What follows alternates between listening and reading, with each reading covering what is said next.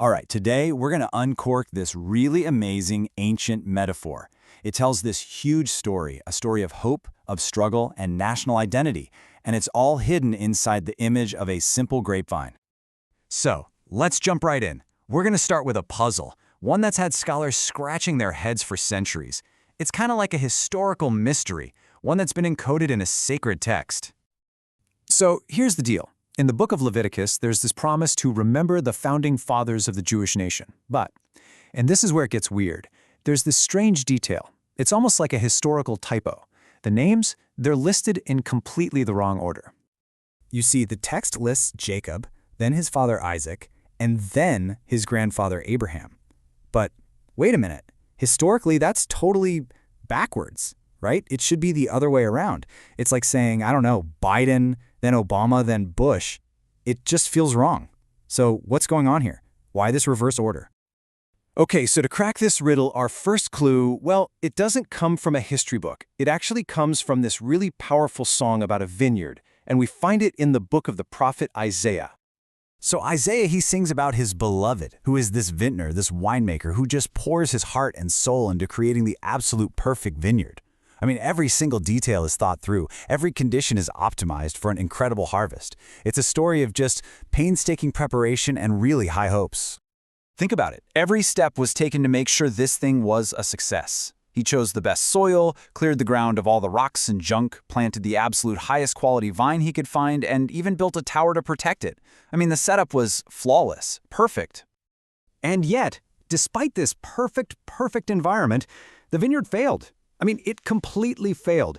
Instead of producing these beautiful, luscious grapes, what did he get? Wild, sour, totally useless ones. A complete and utter disappointment. But, and this is the key, this isn't supposed to be a sad story. It's actually a song of hope. And you might be asking, why? It was a total failure. Well, it's because even though the harvest was a bust, the foundation, the fertile ground, the strong roots, that carefully built structure, it's all still there. It's ready for the next season. Okay, so this whole idea of a vineyard, this brings us to the central metaphor, the one that's going to unlock our entire riddle. And we find it in the book of Psalms. You see, this passage isn't just talking about a bunch of people leaving a country. No, the metaphor frames it as a living thing, an organism that's being carefully, gently uprooted and transplanted so it can have a better future. And this just illustrates the nation's story so perfectly. Back in Egypt, the vine was stuck, right? Confined in a small pot, its roots all cramped up, it couldn't grow.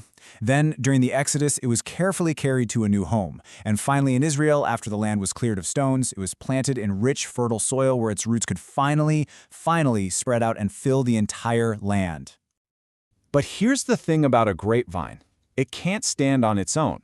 It's a vine, after all. It needs something to climb on. A strong support system to reach up to the sun. And that support system? That's the trellis. In this metaphor, the trellis is made from the dead wood of the ancestors, the forefathers. And boom, there it is. That's the solution to our riddle. The order isn't historical at all. It's structural. For that generation of the vine back in Egypt, the most immediate point of support, the part of the trellis they were literally leaning on, was Jacob. He was the most recent, the closest connection. From him, you go back to Isaac and then back to Abraham. It's an order of support, not of history. So now that we've cracked the riddle, let's keep going, because this metaphor, it just keeps building. It goes even deeper, and it starts to reveal some really essential things about the nation itself. What's so cool about this is the paradox it reveals. A grapevine, by itself, is pretty low to the ground. You could say it's humble. But that very humility, that nature, allows it to climb up and completely cover even the tallest, mightiest cedar trees. So its biggest perceived weakness, that it can't stand tall on its own, that's actually the source of its greatest strength. And the metaphor also has this beautiful lesson about community. Think about the leaves on a vine. They're not the main event, right? The grapes are. But without those leaves, the delicate grape clusters would just get scorched by the sun. This symbolizes how the regular people provide this essential cover and protection for the nation's scholars and leaders who are the fruit. Every single part needs the other to survive. Okay, so this whole metaphor of a transplanted vine, it also has a really powerful message about exile and what it means to live in a diaspora. I mean, A vine isn't just a static object, it's a living thing. It adapts, it takes on the character of its environment. So let me ask you, what happens when you take cuttings from that one original vine and you plant them in different soils all over the world? Well, being transplanted into all these different cultures and lands actually brings new strengths. The vine starts to develop new flavors from the unique soil and climate of each place. It develops different immunities by facing new and different challenges. So, when you bring all those vines back together, the result is something so much richer, more complex, and way more resilient than if it had just stayed in one place the whole time.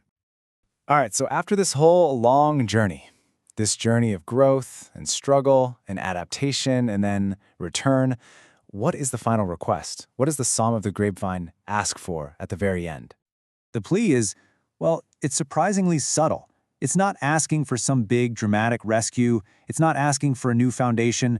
The song makes it really clear that the vine itself is strong, the roots are deep, and that trellis of the forefathers is holding firm.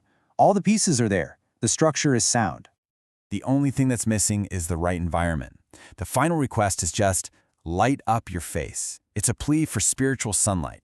The idea is that the vine already has everything it needs to grow. It just needs the right conditions, that divine presence, to finally, truly flourish on its own.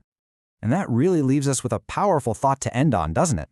This whole metaphor suggests that for any community that has a strong foundation and a supportive history, the final ingredient for success isn't some dramatic rescue mission. It's just creating the right environment, finding the right sunlight to thrive. And that kind of makes you wonder, doesn't it? What kind of sunlight does any community, or hey, even any one of us, truly need to flourish today?